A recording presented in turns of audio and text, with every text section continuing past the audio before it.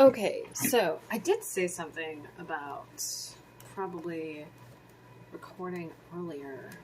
So what we're gonna do is, when in doubt, get it out. Right? No, really.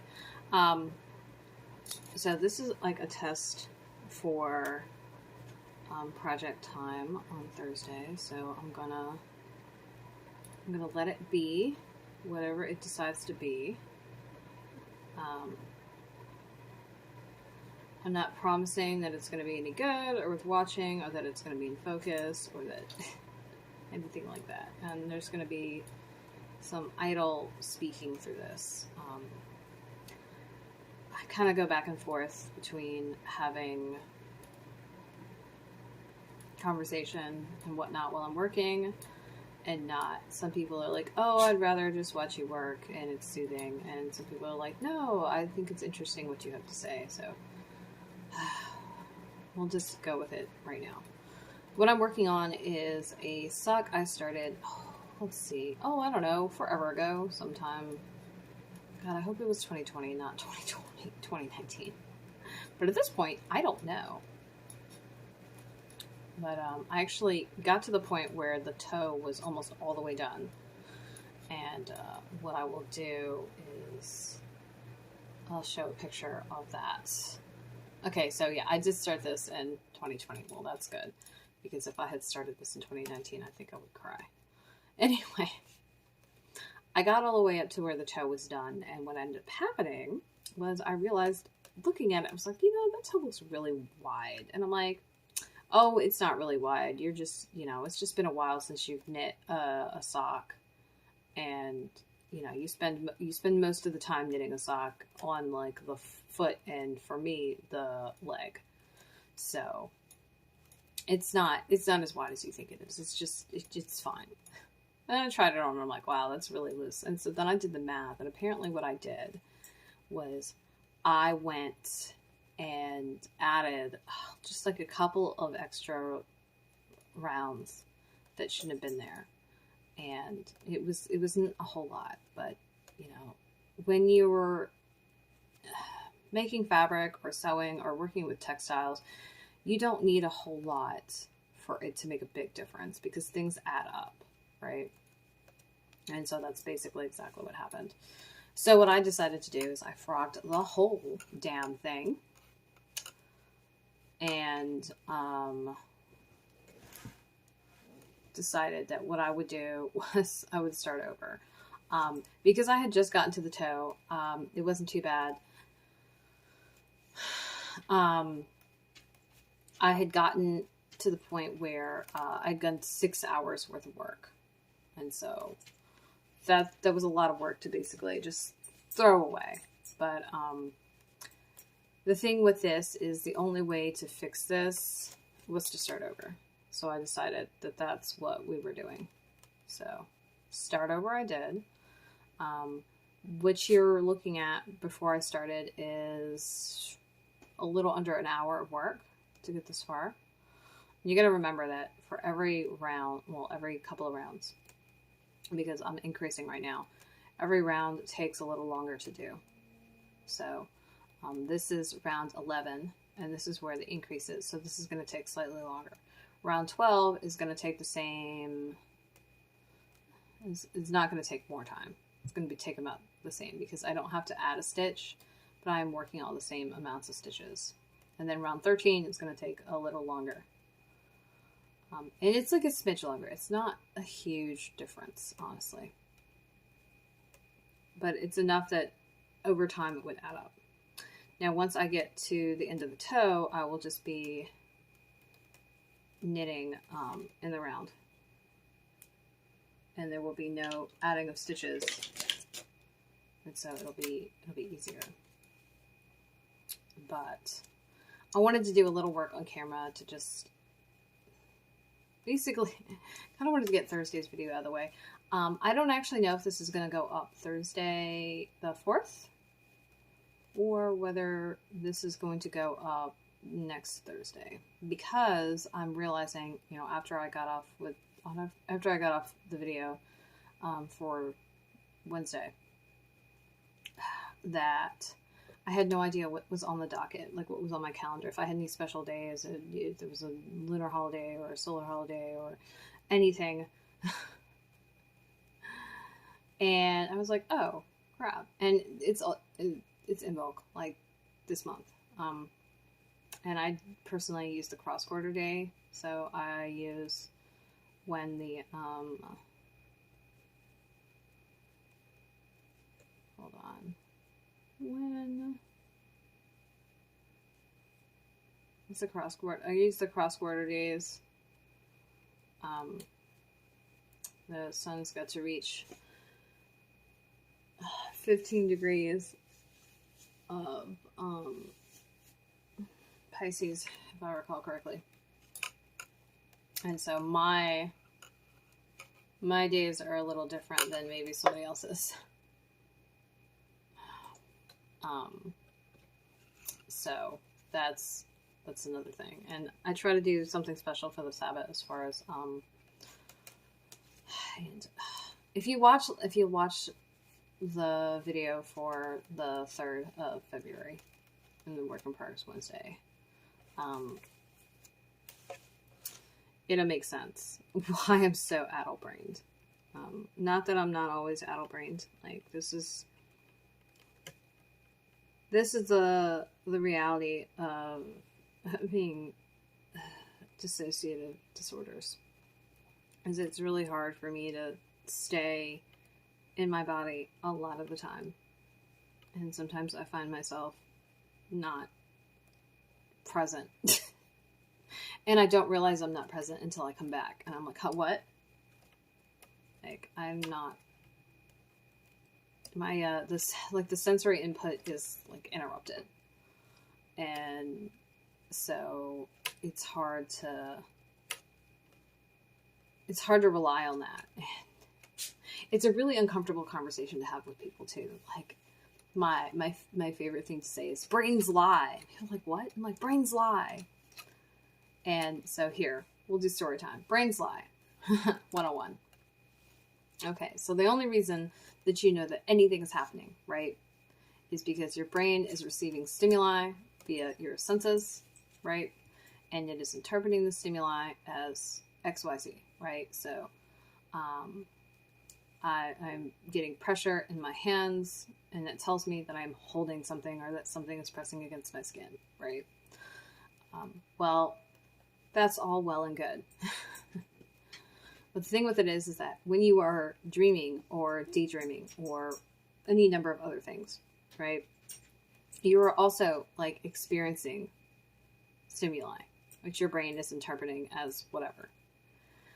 When you're hallucinating, your brain is interpreting something.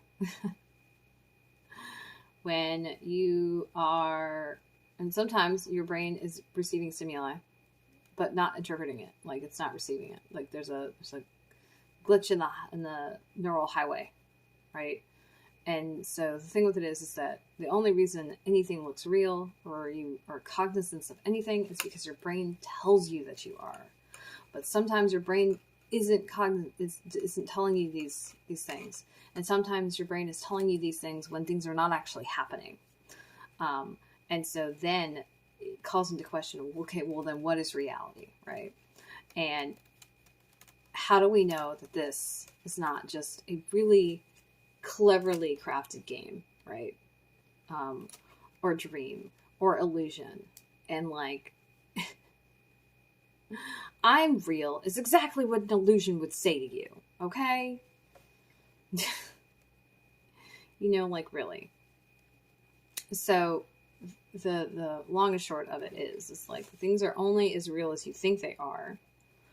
And it's kind of a catch-22. Like, you can't really proclaim the reality or surreality or unreality or whatever of something, because it's always in reference and deference to something else. And so if you have nothing to compare it to, and this is the only experience in existence that you know, like, you really can't confirm or deny that it's real. And so brains lie. Okay. And I've just decided that whatever terrible role-playing game that I am somehow involved in, because it sucks. Like somebody put my life on God mode and didn't tell me, and like I don't know. I don't like it. It's the worst. It's the worst. Like I've just decided I'm going to play this game because if I don't play the game and the game isn't real, then nothing will happen, right?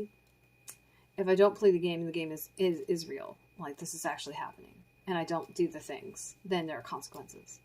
So I'm going to err on the side of caution. But still in the back of my mind, I'm going to question, hey, is this even happening? Like, what's going on here? I don't know.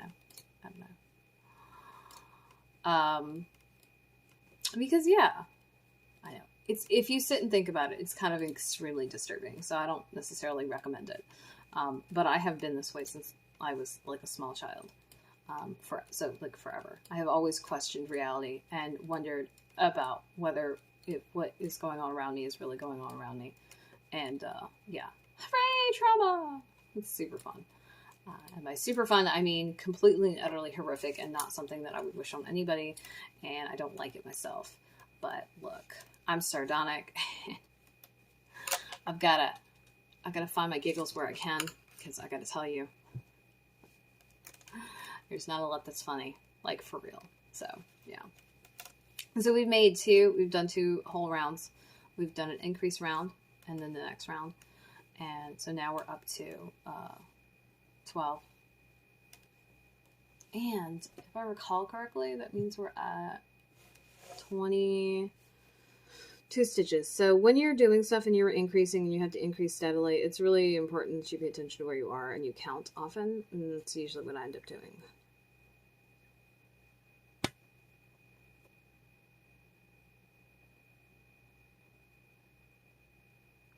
Okay, so it's 22. So we're going to go up to, I think, according to my notes, I'm supposed to get up to 30.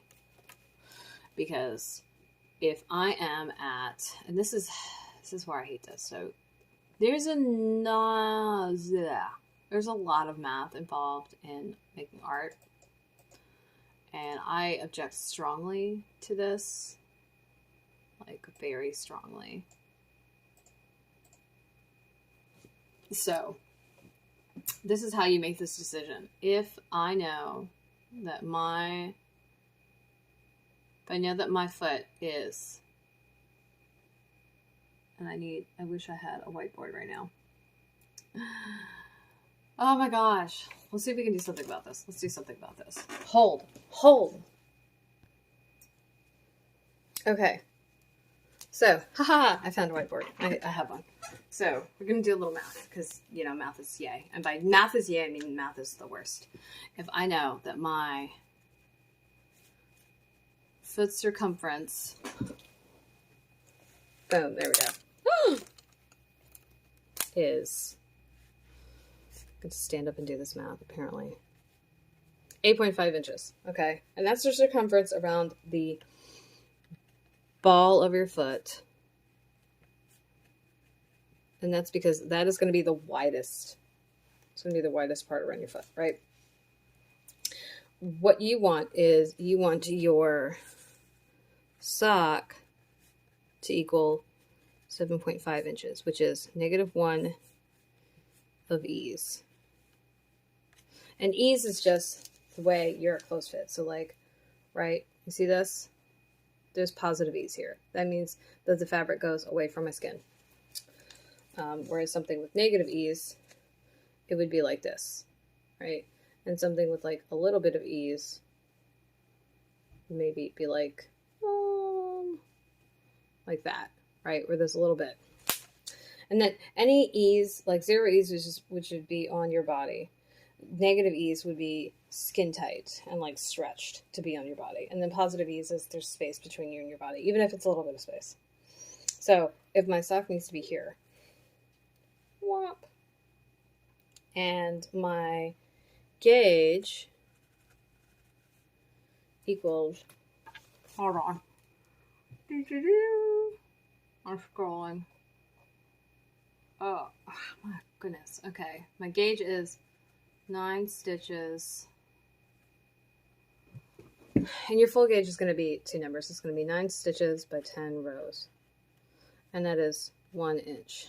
Now, when you measure gauge, you always do it by 4 inches, by the way, but this is what mine comes down to. That means to get to 7.5 inches, let's do this. So, okay, we're going to move this up now. Wah, wah. Okay. So, how many stitches do we need to get 7.5 inches? Just add all the extra. Equals,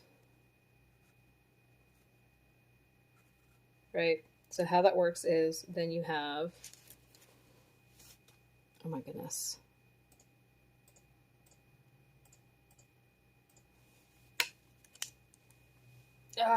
Okay.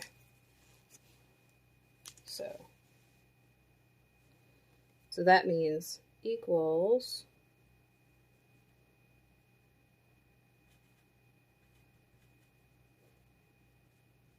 okay. Right? And then that in turn equals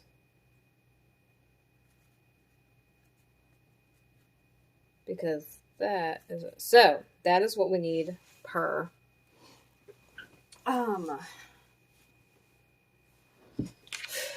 that is what we need per inch or yeah, that's how we need per sock.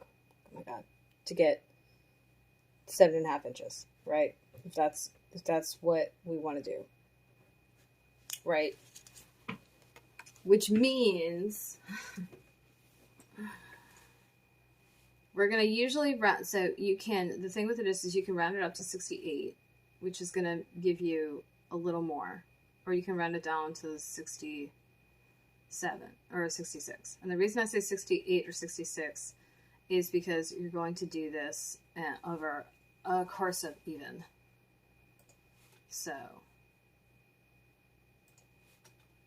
let's see. Let's make sure I'm doing this right.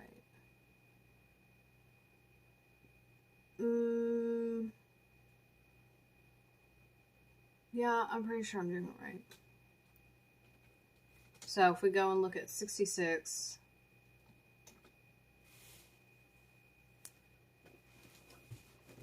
because you're going to want a little more space. So 66 stitches per inch. Ooh, that's not right. 66 inches. Yeah, stitches is going to be about 7.3 repeating inches. Okay, which means it's going to be a little tighter, which is fine. Now, furthermore, because you have half the stitches on the front of the sock and half on the back, you need to consider that you're going to have 33 stitches on one side. Okay, so right now we're at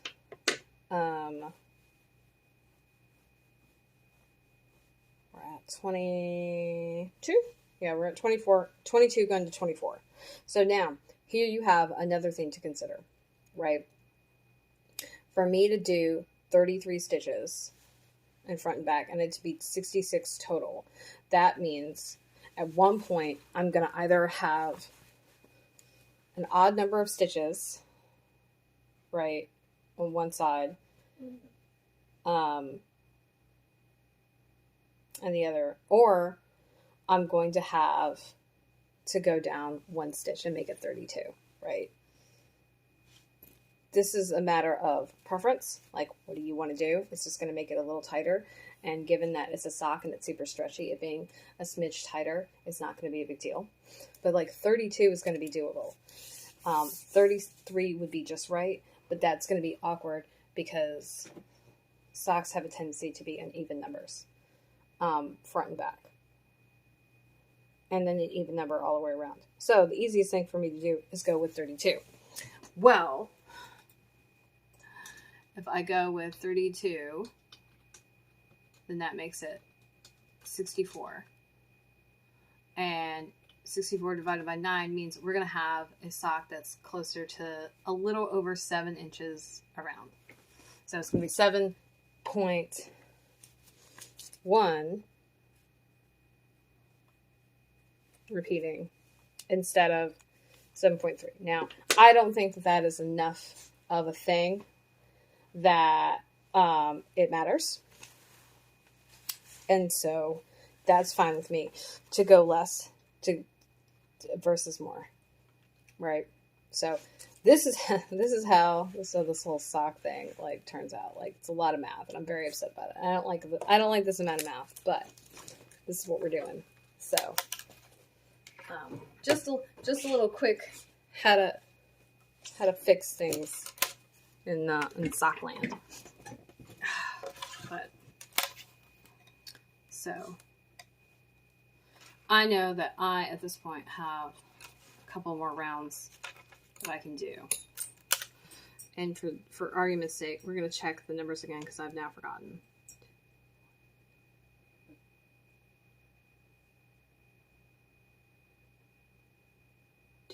Okay, so we've got 22, which means we have to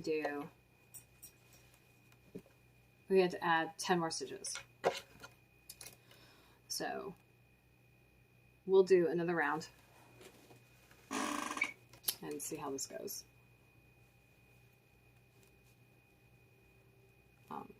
Yeah, and this right here, fitting things, this is why gauge is important. A lot of people want to argue, oh, gauge doesn't matter. Oh, that is not correct at all. It's actually never correct. It's always incorrect, because your gauge is going to determine the size of your finished object, right?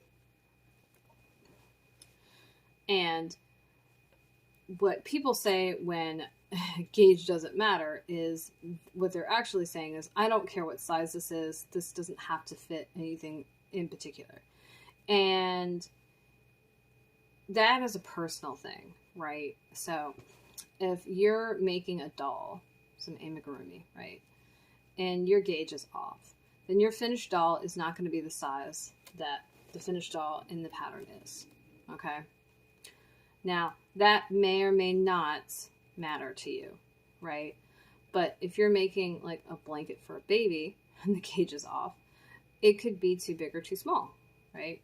And like a baby blanket that's too small, right? Well, that's absolutely not going to work. A baby blanket that's too big, that's less of a problem, right? You can use it for later. And so really, it honestly depends. So, you know, that's a whole thing to consider. So now our 22 is now 24. Oops. We forgot to increase here. So I'm using the simplest increase that I can think of, which is a front back increase. And it makes a little tiny bar. You can do a make one left or right. I almost got into a fight with somebody about that one day. Because you can make one right, you can make one left. Just like you can purl one, and you can do it purl version, or you can do it knit version. And they are not exactly the same. And generally, if you're going to do an increase, it slants one way, right? Because otherwise it makes this odd spiral lean, which, if you want your stuff to be even and neat upon close inspection, which I personally do, then that's totally going to matter. Also, I'd like to know where like half my day went, by the way. Anybody know? Seriously. Yeah, so the amount of math that I have to do as an artist is actually extremely appalling and disturbing, and I'm mad about it. Because I hate math, and I'm really, really not good at it. So that's fun. And by fun, I mean awful. Yeah, like I don't know, I guess it's kind of like swimming. I don't like the beach. I don't like pools or the water because I can't swim. And maybe if I could swim, I wouldn't hate it. But that's kind of a strong maybe. Like, maybe I wouldn't hate it. Maybe I would. I don't know. It's not my reality, and so I can't say one way or the other. But yeah, when it comes to textiles, math is very important. So, you know, basic arithmetic, geometry. Like if you're running a business, math is important, you know, to some degree, like economics and like just basic math of, hey, don't spend more than you're making. So yeah. Yeah. But there's that. This is just the worst. But because I've already jacked these socks up once by just like not paying attention, it's really important to, you know, not have to do this again, because literally I frogged 6 hours worth of work. Now, another thing I would like to say is that when you're measuring gauge, you need to measure the gauge based on the finished object. So, theoretically, right, to properly measure gauge, I would need to,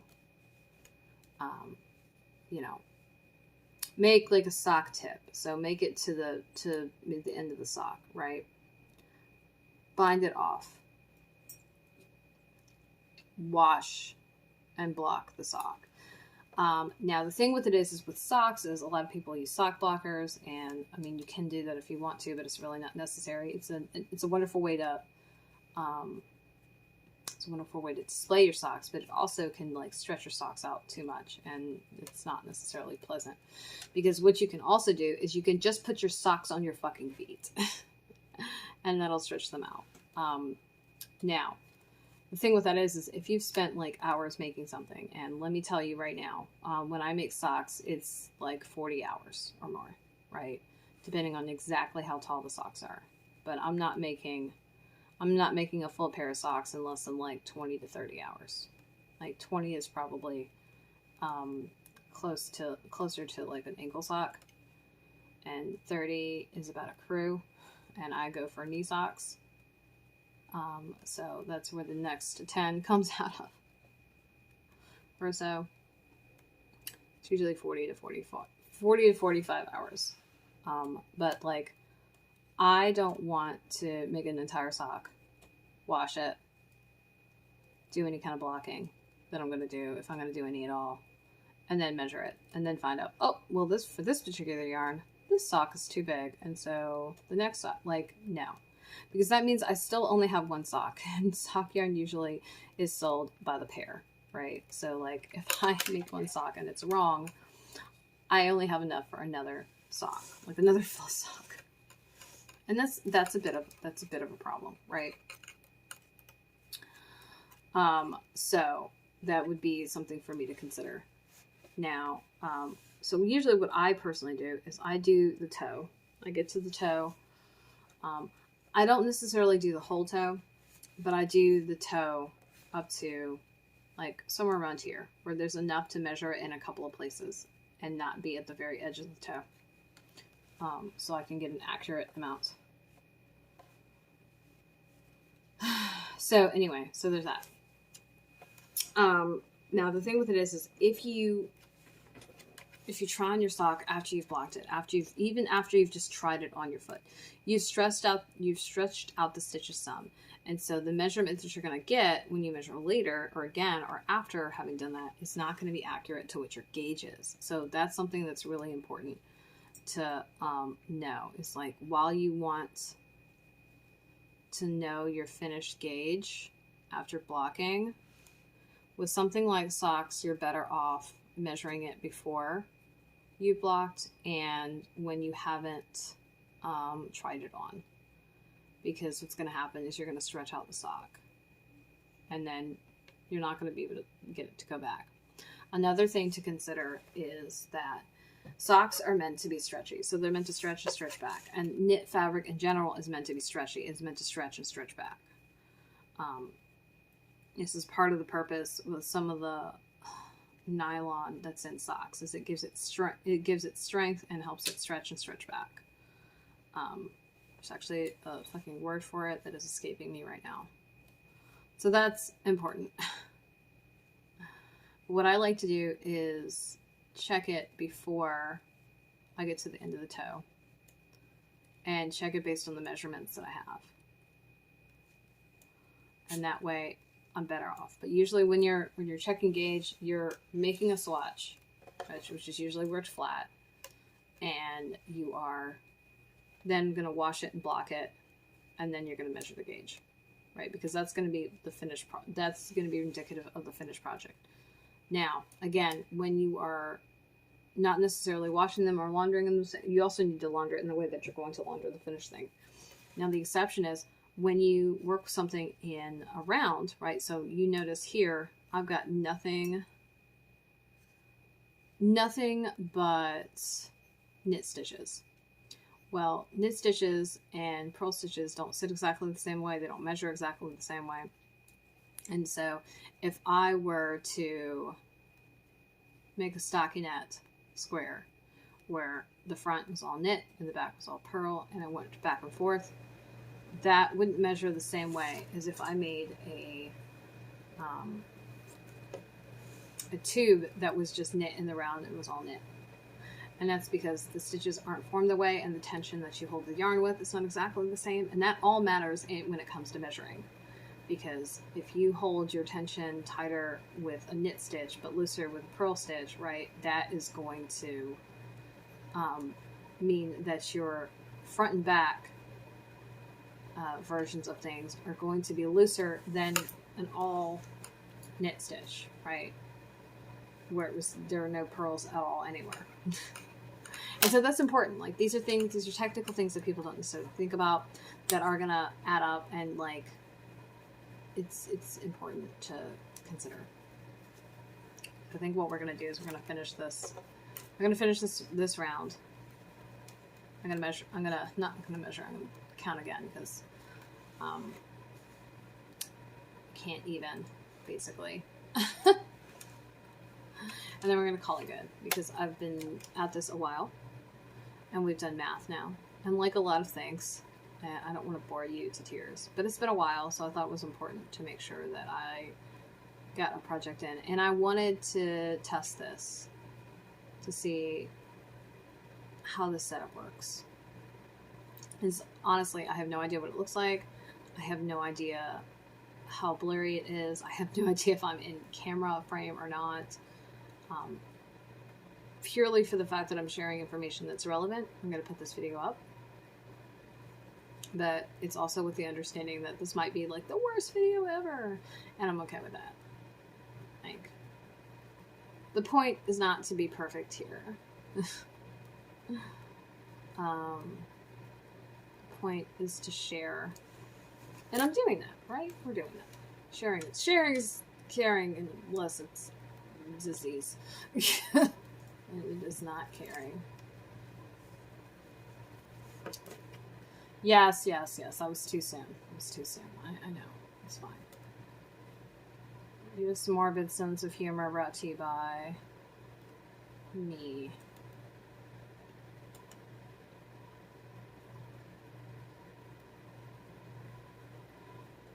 This is the most fun I'm going to have today, y'all. Seriously. And by today, I mean Wednesday, because I'm pre-recording this.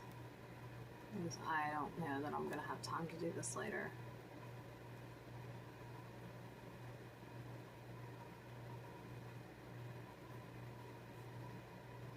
So, yeah, and that's going to be a thing, by the way. I'm going to be doing a lot more time travel, i.e. recording things ahead of time as much as possible for things that aren't necessarily time sensitive. So that I make sure that the prompts are, we stay on task, we get stuff done, and have less hiccups. Okay, so. Alright, so as you can see, we got some nice progress going on.